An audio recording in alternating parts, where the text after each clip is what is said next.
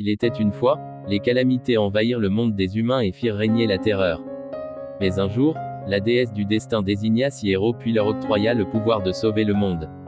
Ils se firent appeler les héros des siffleurs. Le tournoi sacré qui se déroule sous le regard du roi Piena et qui départagera 2 valeureux guerriers, le capitaine de la garde royale Battle Reignoc et l'ambassadeur du groupe de mercenaires des ours bruns dans la région de Toman, que Vato gagne. Le vainqueur affrontera la championne en titre du précédent tournoi, la princesse Nashetania. C'est alors que survient un inconnu, qui se présente à tous, Adley Mayer, qui prétend être l'homme le plus fort du monde. Les gardes l'encerclent pour l'arrêter mais les attaquent aussitôt et les mettent à terre avec ses aiguilles. Il se lance dans un combat féroce contre les 2 guerriers. Les guerriers l'attaquent de toute leur force mais il esquive toutes leurs attaques. Il use de toutes ses armes pour l'emporter. Entre eux on a les fumigènes, les aiguilles empoisonnées et le lance-flamme, avec toutes ses armes, il triomphe d'eux. Après sa victoire, la garde royale le fait cependant mettre aux arrêts pour cet affront devant la déesse du destin et la famille royale et le peuple lui jette la pierre. Dans sa cellule, une jeune fille disant être sa nouvelle fan vient le rencontrer et le saluer puis il commence à rougir. La jeune fille veut en apprendre plus sur lui. Adley se présente à elle, 18 ans, né au pays du lac Blanc à Wollo et apprenti d'Atroce Spiker qu'il a formé au combat contre le Seigneur de Ténèbres. Il raconte qu'il a quitté son village à 10 ans pour rester avec son maître. La fille lui dit qu'il n'est pas encore l'homme le plus fort du monde. Il demande à la jeune fille des nouvelles du tournoi mais elle l'informe que le combat a été réorganisé et que Vato l'a emporté. Elle évoque ensuite la légende des 6 héros. Autrefois, le Seigneur des Ténèbres se développa, généra de nombreuses calamités et envahit tout le continent. Il décima le grand empire éternel de Rohan. Mais le dernier espoir de l'humanité apparut avec une guerrière nommée la Sainte à fleur unique qui repoussa le roi des calamités Zofréa et scella le Seigneur des Ténèbres. Cependant, cette incarnation du mal est destinée à se réveiller quelquefois par millénaires. La Sainte à fleur unique désigna alors 6 héros, représentant les 6 pétales de sa fleur, pour lutter contre le Seigneur du mal. Pour être choisi, l'on doit prouver sa force dans l'un des temples de la déesse. Ainsi, il y a 700 ans, les 6 premiers héros réussirent à vaincre à nouveau le Seigneur du mal. Le roi homérique forma, l'archer sacré Bana, la sainte du feu Pruka, la sainte de la glace Nimule, la sainte du soleil Emi, le mystérieux guerrier Angi. 300 ans après, 6 successeurs combattirent le Seigneur du mal qui se réveilla à nouveau. La sainte des lames Mahari, la sainte du temps Ayual, la sainte de la foudre Méluranial, l'épéiste sacré Bodol, la sainte du vent Roé, la sainte du sel Maniakam. Aujourd'hui, alors que le nouvel éveil du Seigneur du mal est imminent, l'humanité recherche les 6 prochains héros. 3 jeunes prodiges avaient déjà été sélectionnés, le chevalier Matola Wichita du pays des fruits jaunes, Fuderka du pays du sable d'argent et Asley la nouvelle sainte des glaces. Mais les calamités les tuèrent chacun avant qu'ils purent se réunir. Adley demande à la jeune fille qu'il prend pour une simple servante de transmettre un message à la princesse Nashetania, il sera heureux de combattre à ses côtés en tant que l'un des 6 héros. Le lendemain, Adley est condamné à l'emprisonnement pour une durée indéterminée et est transféré dans un autre cachot avec pour seule compagnie une dague. Il passe de nombreux jours en prison et profite de son temps libre pour s'entraîner et noter ses jours d'emprisonnement. Puis un soir, la marque des héros apparaît subitement sur sa main. Mais ce n'est pas aussi impressionnant pour lui car il s'attendait à mieux que cela. Peu après, la jeune fille qu'il avait visitée en prison revient le voir et se présente officiellement en tant que princesse Nashetania Loei Piena Ogutra, héroïne de l'actuelle génération des Saintes Lames. Elle le libère et quitte le château avec lui tout à fait officieusement sans prévenir personne. Il galope vers Gwynbarea, le pays des montagnes de fer pour rejoindre la province de Makoku où se réunissent les 6 héros selon la légende avant de partir en croisade. Sur la route, Adley passe récupérer son sac qu'il avait caché avant d'aller au tournoi. En passant par Fendan, région limitrophe à Piena, Nashetania découvre pour la première fois la vie à l'extérieur du château et s'émerveille de petites choses. Mais c'est aussi son premier moment où elle se retrouve seule avec un garçon. Le soir, elle lui parle de sa situation. Son père est considéré comme coupable de la guerre civile et d'être facilement manipulable par son premier ministre. Elle a perdu ses frères et sœurs et le reste de sa famille vit éloignée. Elle est donc heureuse de devoir parler librement avec Adley, d'égal à égal. Le lendemain, ils se remettent en route. Nashetania mentionne Goldov Awora, chef chevalier des cornes noires âgé de 16 ans envoyé à la poursuite du tueur de héros. L'absence de nouvelles de sa part depuis un moment a de quoi inquiéter mais Nashetania est persuadée qu'il est en vie. Elle s'interroge sur Lyra, l'actuelle sainte de la lumière, mais étant trop âgée, elle ne sera probablement pas désignée en héros et visée par le tueur. Ils arrivent à Gwynbarea où ils voient des dizaines d'habitants qui fuient la région. Ils croisent un couple de villageois affolés qui disent avoir été attaqués. Ils avancent et croisent une horde de calamités s'en prenant effectivement à des gens. Ils combattent ensemble et les tuent, mais d'après les villageois rescapés, une voyageuse aurait disparu.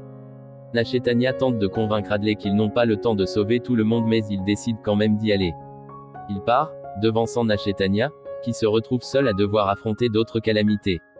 Adley arrive dans un village dévasté où il trouve une énorme calamité tuée par balle.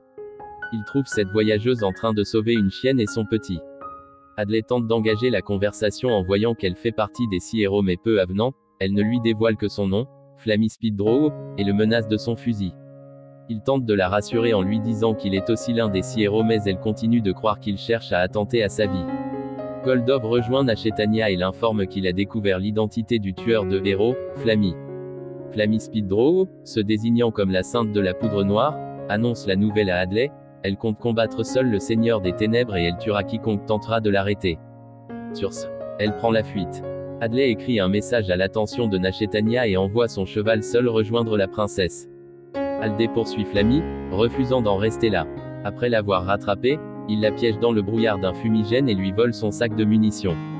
Puis il lui répond que si elle refuse de rejoindre les autres héros, il l'accompagnera lui-même. Il se met en route, laissant Flammy confus.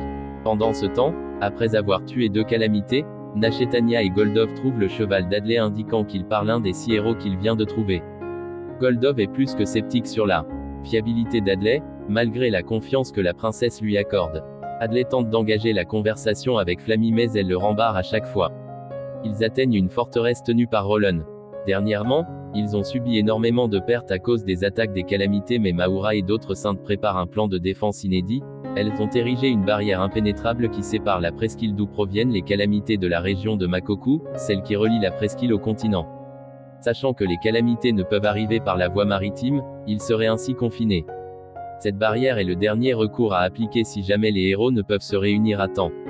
En repartant de la forteresse, Adley et Flammy sont rejoints par Nash et Tanya et Goldov, qui attaquent Flammy. Adley tente difficilement de les en empêcher. Adley arrête le combat en montrant à Nash et Tanya et Goldov la marque des héros sur la main, mais la princesse et le chevalier restent incrédules étant donné que Flammy a vraiment tué des héros et a œuvré pour la résurrection du Seigneur des Ténèbres. Adley cependant est persuadé de la sincérité de Flammy qui veut désormais tuer le Seigneur des Ténèbres, d'autant qu'une réelle ennemie n'aurait jamais été désignée en tant que héros. Nash et Tanya range son arme, faisant confiance à Adley pour le cas de Flammy, ce qui pousse Goldov à se ranger aussi. Goldov pense que Adley a amadoué la princesse. Le groupe poursuit son chemin jusqu'au moment où ils aperçoivent des calamités volant bombardant d'explosifs le domaine du sanctuaire de la barrière Mirage. Les calamités leur bloquent la route pour les empêcher d'aller au sanctuaire. Le groupe de héros se jette dans un combat féroce contre les calamités. Pendant le combat, Nash et Tanya recommandent à Adley de s'assurer que le sanctuaire n'est pas attaqué tandis qu'elle et les autres s'occupent des calamités, puis il part aussitôt. En arrivant à l'entrée, Adley découvre une prêtresse qui lui demande de vite ouvrir le sanctuaire. Adley tente d'ouvrir la porte sans succès et il la fait exploser. La porte s'ouvre et il se fait attaquer par les gardiens du sanctuaire. Il se rend compte que la prêtresse qui lui avait demandé d'ouvrir la porte est une calamité qui s'était dissimulée en prêtresse. Adley entre dans le sanctuaire et découvre que quelqu'un a activé la barrière. Il est rejoint par Nash et Tanya, Goldov et Flammy. Il demande à Adley pourquoi il a activé la barrière et il rétorque que ce n'est pas lui. Adley tente de désactiver la barrière avec son sang mais il n'y arrive pas. Puis c'est au tour de Nash et Tanya qui se déchaînent sur la stèle mais sans aucun succès. Soudain, les 3 autres héros les rejoignent, Charmo Rosso, la sainte des marécages qui propose de tuer Flammy à cause de son ancienne vie, mais Adley et Nash et Tanya l'en dissuadent. Puis il y a Mahoura Chester, sainte de la montagne, puis le dernier Handsome T.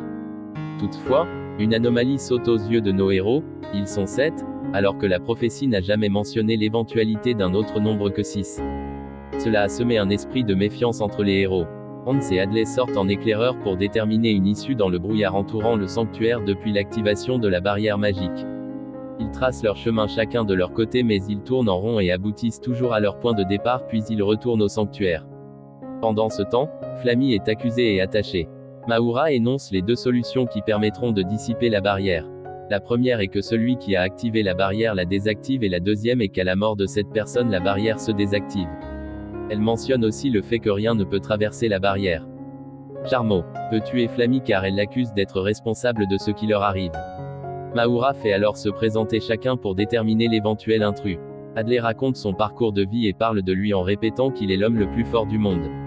Ce qui fait rire Charmot qui le trouve ridicule. Vient alors le tour de Nashitania qui raconte ses aventures avec Adley, Flammy et Goldov. Quand vient le tour de Goldov, il raconte qu'il était chargé de retrouver le tueur de héros et l'éliminer. Il raconte aussi son aventure avec Adley, Flammy et Nashitania. Vient ensuite le tour de Mahoura, qui est chargée de contrôler les 78 saintes et d'assurer qu'elles n'abusent pas de leur pouvoir. Elle n'avait jamais entendu parler de Flammy, qui semble une nouvelle sainte comme il n'en apparaît qu'une fois par siècle. Lyra, sainte du soleil, était son prédécesseur. Elle était arrivée au point de ralliement avec Charmot et Hans les a rejoints la veille. Charmot parle de sa vie mouvementée, étant devenue une sainte à l'âge de 7 ans et ayant déjà vaincu de nombreux adversaires en tournoi avant de partir vers le Makoku une fois devenue héroïne. En approchant du sanctuaire, elle eut une confrontation contre Flammy qui s'en est sorti de peu. Hans est un tueur à gages qui exerce pour le plus offrant. Il œuvre pour de nombreuses personnalités et après avoir été choisi en héros, il négocia une belle somme auprès du roi d'un pays avoisinant Makoku avant de s'y rendre. Là, il rencontra Mahoura qui lui parla de la barrière magique. Vient finalement le tour de Flammy qui décide de tout dévoiler. Elle est en fait mi-humaine mi-calamité, née dans le but de devenir un atout pour la résurrection du Seigneur de Ténèbres. Malgré son sang mêlé, elle crut être considérée comme calamité à part entière et participa à la résurrection du Seigneur du Mal qu'elle considérait comme un sauveur. Flammy, qui était a priori la plus suspecte, est partiellement innocentée par Adley et Hans. Hans se dit que si Flammy était une intruse, elle aurait tué Adley pour éviter qu'il y ait un héros en trop au moment de leur réunion, ce qui l'aurait fait suspecter aussitôt et donc aurait été contradictoire. Mahoura redemande à Adley de décrire les événements lors de son arrivée. Il reparle du calamité déguisé en femme qui a fui. Charmot dit être tombé dessus et l'avoir tué, donc plus possible de l'interroger. Adley explique ensuite qu'il a dû forcer la porte du sanctuaire et vaincre ses gardiens pour accéder à l'autel de la barrière magique. La barrière était cependant déjà activée à son arrivée. Hans fait alors une remarque, la sainte du sel a apposé un sort dans le sanctuaire qui empêche toute calamité d'y entrer. Il était donc impossible qu'une calamité active la barrière avant l'intervention d'Adley. Hans insinue qu'Adley est le seul qui ait pu entrer dans le sanctuaire. En plus de cela, la porte une fois ouverte ne peut plus se refermer. Adley se met à imaginer divers moyens de s'introduire dans le sanctuaire autrement que par la porte. Il pense que la personne a pénétré le sanctuaire en passant par un tunnel mais Mahoura rétorque que c'est impossible car la personne une fois entrée ne peut dissimuler l'intrusion. Il mentionne aussi le fait qu'une calamité comme la Flammy aurait pu entrer mais Flammy rétorque qu'elle est unique en son genre. Nashitania tente de l'innocenter mais elle ne trouve pas d'argument correct. Tous émettent un avis sur la question et quand vient le tour de Goldov, il l'attaque mais Adley l'esquive. Ce dernier utilise une bombe aveuglante et profite de la confusion pour prendre Flammy en otage menaçant de la tuer si on le laisse pas partir.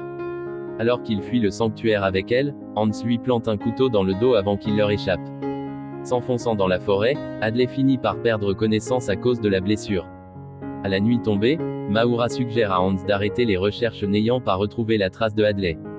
Ils savent au moins que Flammy est encore en vie car sur le tatouage de chacun des héros sont dessinés 6 pétales les représentant et l'un des pétales aurait disparu si l'un des deux était mort. Pendant qu'il est dans les vapes, Adley repense à sa vie passée, la tranquillité quotidienne avec sa sœur, son meilleur ami. Puis quelque temps après, il se rendit auprès d'Astro Spiker pour devenir son disciple. Ce dernier lui demande la raison pour laquelle il veut devenir fort et il dit qu'il veut le devenir pour pouvoir récupérer ce qu'on lui a volé. Son premier enseignement a été de rire même des pires situations car c'est cette attitude qui lui permettra de résister pendant les pires moments. Puis soudain, il se réveille, Flammy l'a soigné et le soupçonne tout autant que les autres mais tant qu'elle n'est pas sûre à 100% elle ne le tuera pas. Ils se mettent encore à débattre, puis Adley demande à Flammy si les propos de Hans étaient vrais, ce que Flammy confirme bien qu'elle n'en sache pas autant que lui. Adley se met à envisager qu'il y ait plus d'un intrus, le 7e aurait pu aider un éventuel 8e traître à s'introduire dans le sanctuaire. Adley décide de s'employer à dénicher ce 8e membre. Il se met à rire et à s'enthousiasmer de la situation, ce qui intrigue Flammy qui lui demande la raison qui l'a poussé à vouloir devenir l'un des 6 héros.